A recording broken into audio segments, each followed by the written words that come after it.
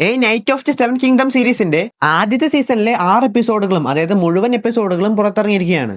ഇതോടുകൂടി നമുക്കൊരു കാര്യം ഉറപ്പിച്ചു പറയാം, ഈ വർഷത്തെ സീരീസുകളിൽ തന്നെ one of the best series അതിലൊന്ന് ഇത് തന്നെയായിരിക്കും. ഈ ഒരു സീരീസ് പുറത്തിറങ്ങുന്നതിന് മുമ്പ് അത്യാവശ്യം ഒരു എക്സ്പെക്ടേഷനും പ്രതീക്ഷയൊക്കെ ഉണ്ടായിരുന്നെങ്കിലും ഇത്രത്തോളം ഒരു പീക്കിലേക്ക് എത്തുമെന്ന് വിചാരിച്ചിരുന്നില്ല. ആദ്യ എപ്പിസോഡ് മുതൽ ഓരോ എപ്പിസോഡ് കഴിയും തോറും സീരീസ് ബെറ്ററായി വരികയായിരുന്നു. ആകെയുള്ള ഒരു 6 എപ്പിസോഡുകൾക്കുള്ളിൽ തന്നെ ഒരു മികച്ച സീരീസ് ആക്കി ഇത് മാറ്റിയെടുക്കാൻ അവർക്ക് കഴിഞ്ഞിട്ടുണ്ട്. പിന്നെ ഗെയിം ഓഫ് ത്രോൺസിലും ഹൗസ് ഓഫ് ഡ്രാഗനിലും കണ്ട പോലെയുള്ളതൊന്നും ഇതിലില്ല. അതായത് ഫാന്റസി എലമെന്റ്സോ ഡ്രാഗൺസോ അങ്ങനെയുള്ളതൊന്നും ഈ സീരീസിലില്ല. എന്നാൽ അതിനെല്ലാം തന്നെ മറികടക്കാൻ പാകത്തിനുള്ള ഒരു സ്റ്റോറിയും അതിന്റെ മികച്ചൊരു പ്രസന്റേഷനും ഈ സീരീസിൽ കാണാൻ കഴിയുമായിരുന്നു. പിന്നെ സ്റ്റോറി എന്ന് പറയുമ്പോൾ തന്നെ വളരെയധികം സിമ്പിൾ ആയ ഒരു സ്റ്റോറിയാണ് ഇതിന്റേത്. അതായത് മറ്റ് സീരീസുകളെ പോലെ ഒരുപാട് പൊളിറ്റിക്സ് നിറച്ച കോംപ്ലിക്കേറ്റഡ് ആയ ഒരു സ്റ്റോറി ഒന്നുമല്ല ഇതിന്റേത്. വളരെയധികം സിമ്പിൾ ആയ സ്ട്രേറ്റ് ഫോർവേഡ് ആയ എല്ലാവർക്കും എളുപ്പത്തിൽ മനസ്സിലാക്കാൻ കഴിയുന്ന വളരെയധികം സിമ്പിൾ ആയ ഒരു സ്റ്റോറിയാണ് ഇതിന്റേത്.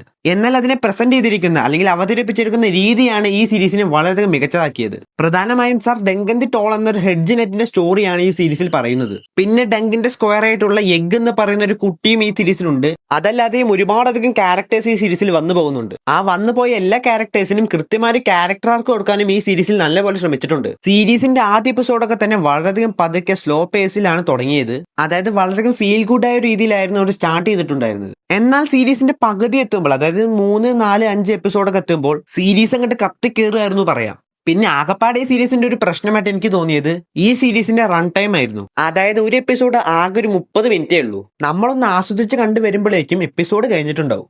ഇതൊരിക്കലും സീരീസിന്റെ ഒരു പോരായ്മയായിട്ടൊന്നും പറഞ്ഞതല്ല. ഒരു കണക്കിന് ഇതാണ് നല്ലത്. അതായത് ആവശ്യമില്ലാത്ത ഡ്രാഗ് ചെയ്ത് വലിച്ചു നീട്ടി കൊണ്ടുപോകുന്നതിനേക്കാളും എന്തൊക്കെയാണോ ആവശ്യമുള്ളത് അത് മാത്രം ഉൾപ്പെടുത്തി ചെയ്യുന്നതാണ് നല്ലത്. ഇതുകൊണ്ട് തന്നെ 30-40 മിനിറ്റ് തന്നെ ഉള്ളെങ്കിൽ പോലും ആ ഉള്ള സമയം വളരെയധികം മികച്ച രീതിയിൽ തന്നെ അവർ ചെയ്തിട്ടുണ്ട്. പിന്നെ ഈ സീരീസ് ഇറങ്ങുന്നതിന് മുമ്പ് വലിയ ഹൈപ്പ് ഒന്നും കണ്ടിട്ടുണ്ടായിരുന്നില്ല.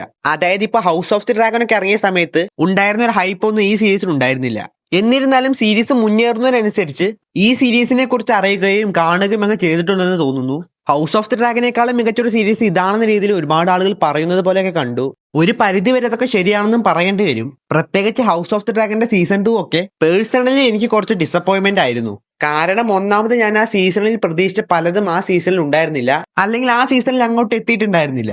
അതൊക്കെ എന്തെങ്കിലും ആവട്ടെ, ഈ സീരീസിനെ കുറിച്ച് നോക്കുമ്പോൾ ഈ ഒരു സീരീസ് വളരെയധികം ഗ്രൗണ്ടഡ് ആയ ഒരു സീരീസ് ആയിരുന്നു. അതേപോലെ ലോർഡ്സിന്റെയും കിങ്സിന്റെ ഒന്നും സ്റ്റോറി അല്ലാത്തത് കൊണ്ട് തന്നെ ഈ ഒരു വേൾഡിന്റെ മറ്റൊരു ഡിഫറെന്റ് ആയ ഒരു ആസ്പെക്ട് ആയിരുന്നു ഈ ഒരു സീരീസിലൂടെ കാണാൻ കഴിഞ്ഞിട്ടുണ്ടായിരുന്നത്. അപ്പോൾ നിങ്ങൾ ഈ സീരീസ് ഇതുവരെ കണ്ടിട്ടില്ലെങ്കിൽ പ്ലീസ് വാച്ച് ഇറ്റ്. ഞാൻ നിങ്ങൾക്ക് 100% ഉറപ്പ് തരാം, ഈ സീരീസ് ഒരിക്കലും നിങ്ങൾക്കൊരു നിരാശയാവില്ല. പിന്നെ നിങ്ങൾ game of Thrones, house of the dragon ഇതൊന്നും കണ്ടിട്ടില്ല, അതുകൊണ്ട് ഈ സീരീസ് കാണുന്നില്ല എന്ന് വിചാരിച്ചിരിക്കുകയാണെങ്കിൽ അതിന്റെ ഒരു ആവശ്യമില്ല. ഈ സീരീസ് കാണാൻ മറ്റൊരു സീരീസും കാണേണ്ട ആവശ്യമൊന്നുമില്ല. ഇത് പൂർണ്ണമായും ഒരു സ്റ്റാൻഡ് അലോൺ സീരീസ് ആണ്. ഗെയിം ഓഫ് ത്രോൺസിന്റെ വേൾഡിൽ അല്ലെങ്കിൽ യൂണിവേഴ്സിൽ നടക്കുന്ന ഒരു സ്റ്റോറി ആണെന്ന് മാത്രം. പിന്നെ നിങ്ങൾ അതൊക്കെ കണ്ടിട്ട് ഇത് കണ്ടാലും കുഴപ്പമൊന്നുമില്ല. ഇതെല്ലാം കണ്ടിട്ടുള്ള ഒരാളാണെങ്കിൽ നമുക്ക് പെട്ടെന്ന് ആ വേൾഡിനെ കുറിച്ചും എല്ലാം തന്നെ പെട്ടെന്ന് മനസ്സിലാക്കാനൊക്കെ കഴിയുമെന്ന് മാത്രം.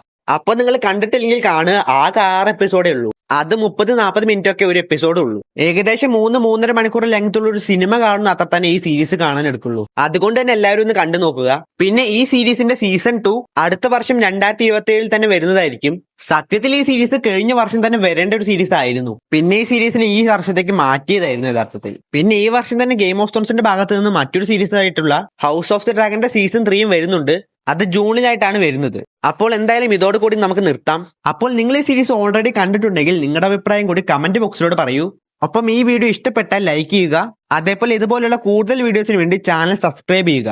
അപ്പോൾ മറ്റൊരു വീഡിയോയുമായി വീണ്ടും കാണാം.